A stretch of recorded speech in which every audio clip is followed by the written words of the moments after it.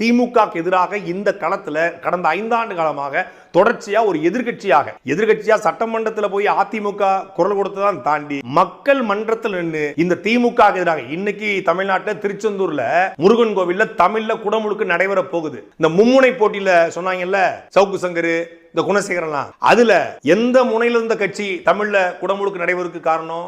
திருச்செந்தூர் முருகன் கோயில மட்டுமல்ல, பேரூர் பட்டீஸ்வரன் கோயில்ல, மருதமலை முருகன் கோயில்ல, தஞ்சை பெருவுடையார் கோயில்ல, கரூர் பசுவீஸ்வரர் கோயில்ல என்று தமிழ்நாடு முழுக்க பல கோயில்களில் தமிழில் குடமுழுக்கு நடைபெறுக்கு ஒரே ஒரு காரணம் இந்த இவங்க 3 பேரும் சொன்ன எந்த முனையிலும் இல்லாத நாம் தமிழர் கட்சி தான் காரணம். நாம் தமிழர் கட்சி தான் திமுகவை இயக்குது. நீங்க நாம் தமிழர் கட்சி உபதேசம் சொல்லி நாங்க ஆட்சி நடத்த அவசியம் இல்லைன்னு சொல்லி சேகர்பாபு சொன்னாலும் சேகர்பாபுக்கும் தெரியும், தமிழ்நாடு முதலமைச்சருக்கும் தெரியும், அறநிலையத்துறை அதிகாரிகளுக்கும் தெரியும், தமிழ்நாட்டில் உண்மையான முருக பக்தர்களுக்கும் தெரியும்.